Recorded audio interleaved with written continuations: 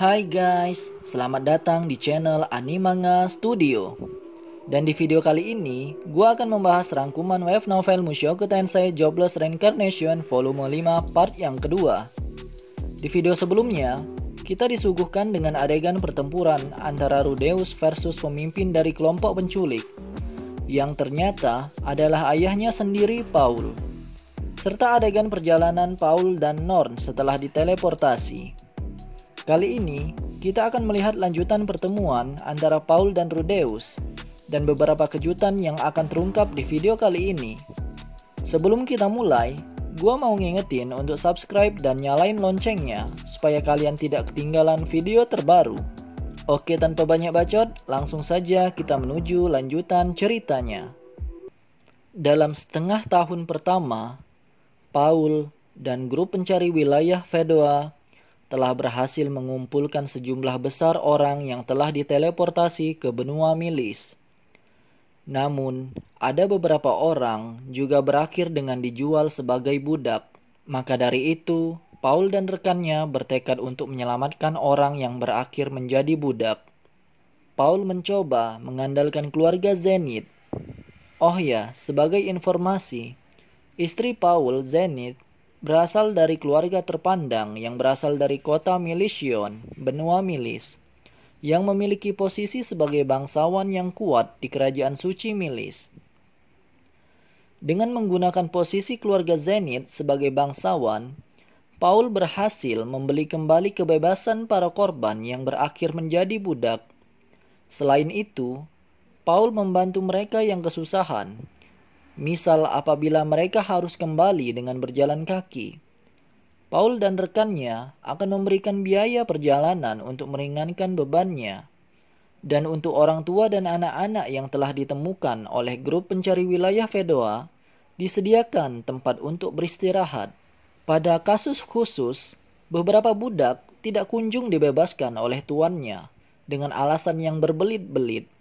Maka Paul dan rekannya akan menjadi penjahat dan menculik mereka kembali. Tindakan yang Paul dan rekannya lakukan itu merupakan tindakan yang melawan hukum.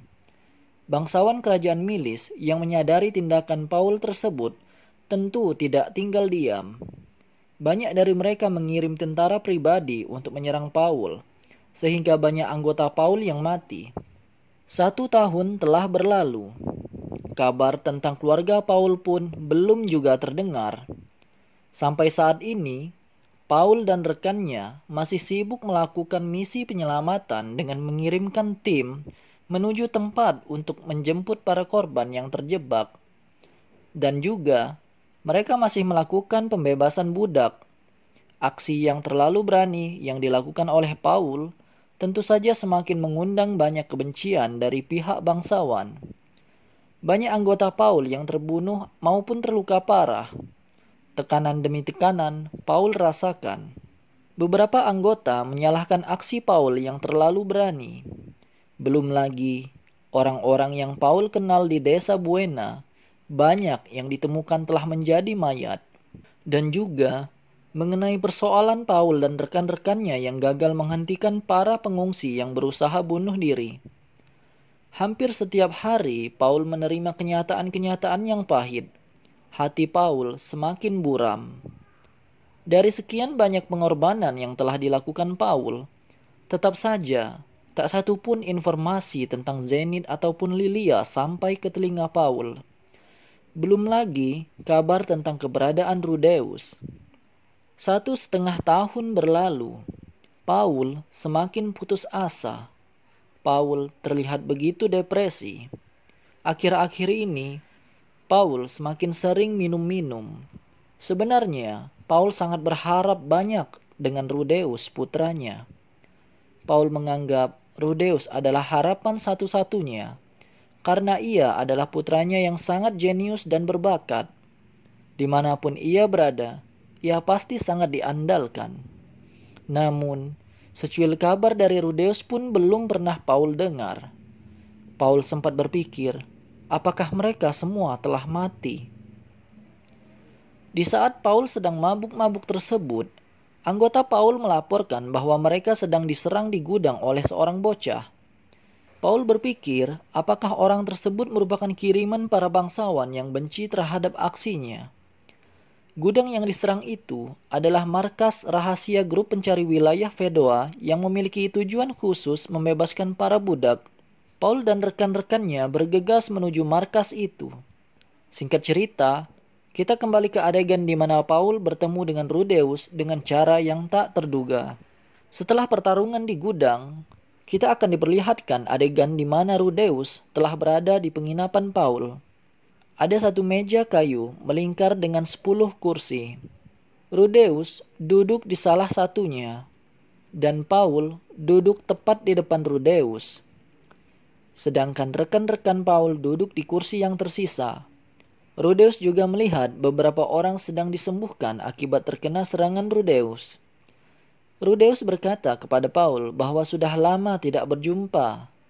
Dan Paul menjawab dengan suara yang lelah, "Rudi, kamu selamat ya?" Rudeus sebenarnya bingung mengapa Paul bisa berada di kota Milision. Padahal jarak antara desa Buena dan kota Milision seperti jarak antara Afrika dan Mongolia. Rudeus berpikir semestinya Paul bertugas melindungi desa Buena. Rudeus melanjutkan percakapan. "Jadi, mengapa kau di sini, ayah?" Kemudian Paul terlihat kaget karena pertanyaan itu. "Mengapa? Kamu bertanya mengapa?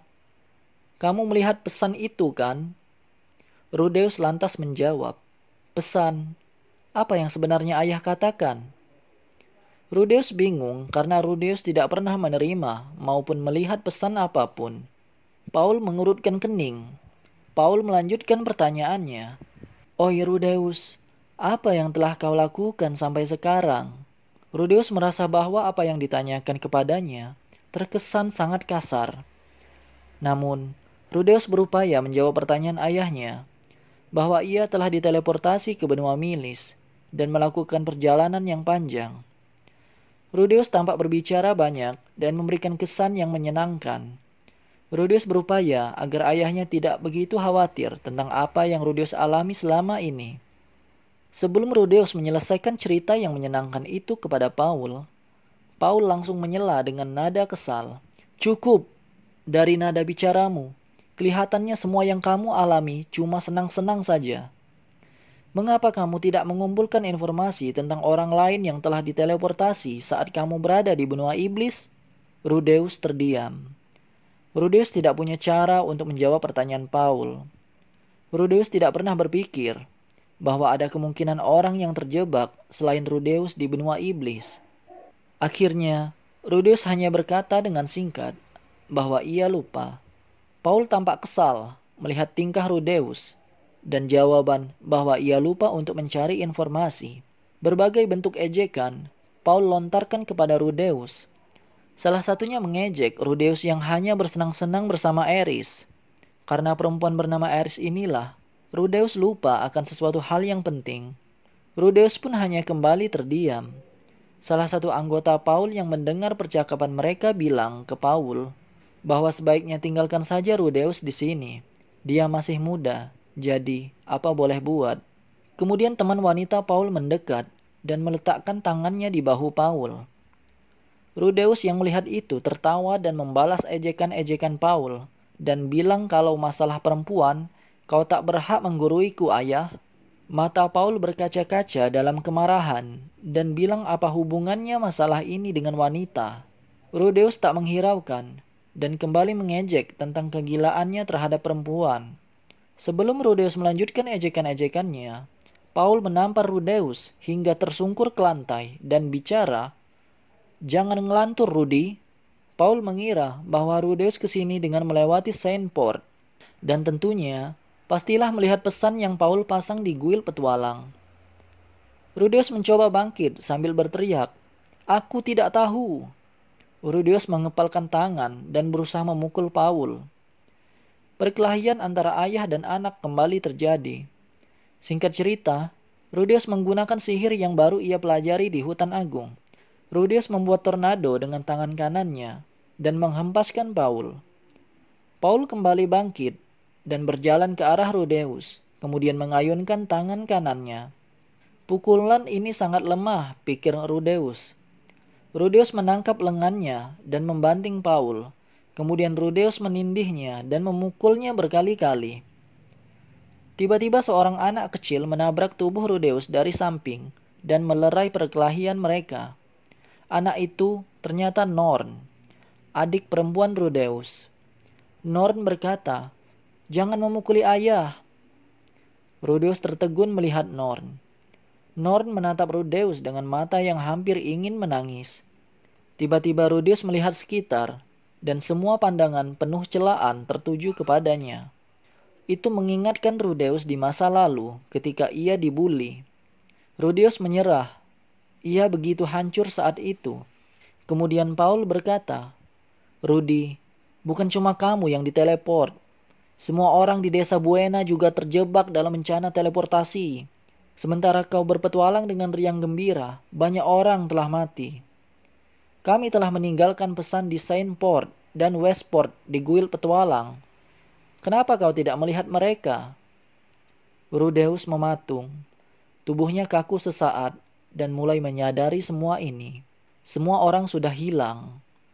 Paul kembali menimpali perkataannya bahwa ibunya Zenith, kemudian Lilia dan Aisyah sama sekali belum ditemukan. Mendengar pernyataan itu, kaki Rudeus bergetar.